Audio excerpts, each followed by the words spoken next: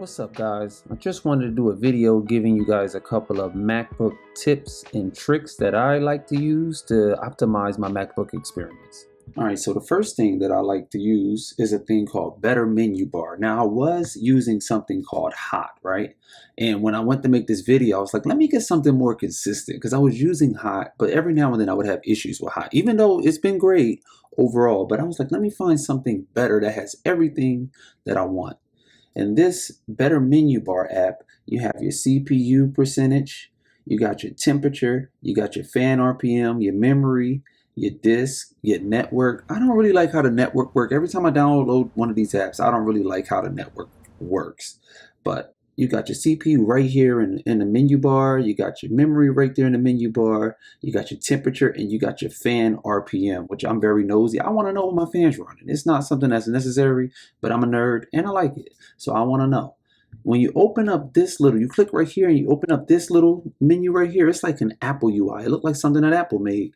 And you got even additional features, like you got your power saving, the lid does not sleep. I don't really need that. I like the fact that if you click more, I can remove this lid do not sleep because I don't need that. So I'll take that out. And you got a lot of features in here. You can empty the trash. You got auto hide menu bar. You got audio recording. If you want to use audio recording, when you click it, it's going to require a plugin called iShot. So I'm not really going to use that. So more than likely, I'll end up removing this as well. But I like these additional features that they have. You can hide the menu bar, which is dope. Look, you can hide the dock without, some of this stuff is just easy to go to without having to go to your settings. So far, I really like this app. I really like this little UI right here. Another setting that I like to use, because when I start making these videos, I'll have stuff all over the place. This is not that bad because I'm in between videos and I just started this one. But it's called stacks. So normally my desktop would be cluttered with stuff. Way worse than this. This is the beginning of a video.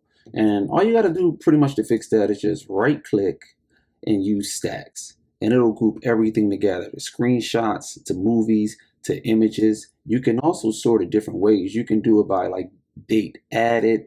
You can do it so many different ways. And I know I can just put stuff in folders, which I do. But when you just like dragging stuff all over the place to throw in iMovie and trying to keep an idea, this makes things so much easier keeping it in these stacks. The main one that I like to use is by kind. That's the best one to me. I like to just run by kind because it's easy to find all the screenshots, all the movies, all the images. I like how it just opens up everything as you click on it. So I highly recommend this if you're trying to keep your desktop a little bit organized or a lot of bit organized. The setting that I will highly recommend when using Safari is go right to your Safari setting and you see the tab layout, take it from separate to compact. It'll save you a little more space on your screen. I really like how it looks. It's so simple. But look, I'll do it again so you can see the difference. It's very simple. And when you do a lot of these really simple things, they start to add up to something big. So separate, compact. So the next setting I would like to show you guys is called more space. Normally when you buy the device, it'll ask you this, but normally we in a rush to set it up. So we just kind of skim by this a lot of times. I know I did. So if you go to your settings, you go to your display, normally it'll be on default. I can't click this because it ends my recording every time. It took me like 3 tries to realize why it kept ending. But you put it on more space and you will have more space. It's a good thing to use if you multitasking your butt off, and it'll free up more space for you. I'll put a B-roll shot of what it looked like, this exact screen on the default display setting. All right, since we're making more space great again, the last setting you seen the docks was resizing, but that was mainly because I was resizing the apps. But now we're going to go and resize the dock. So you're going to go to your settings, you're going to type dock. I wanted to share this because some people might not know this. I was one of those people that did not know this. And you can resize your dock. You can make it real tiny, or you can make it go across the whole screen.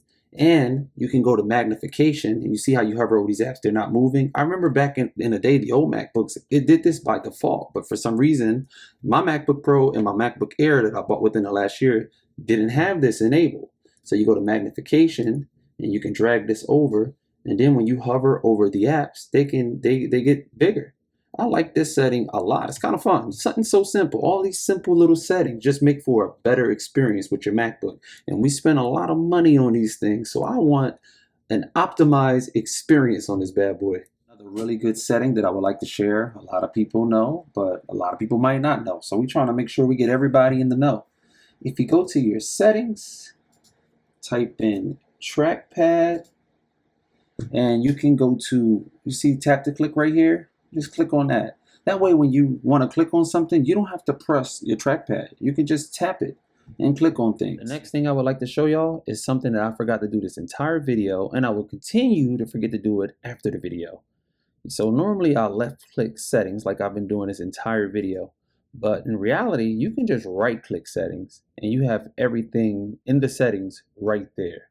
Now I'll go back to left clicking right after this video. But that's it, guys. Just a couple of tips and tricks that I use with my MacBook. I know it's nothing crazy, but to somebody it might be a couple of things that they did not know. Normally when I watch those type of videos, there's always something in there. A lot of simple things, but that one thing I didn't know ended up helping me out a lot. But that's all I got, man. Please like, comment, and subscribe, and I'm out.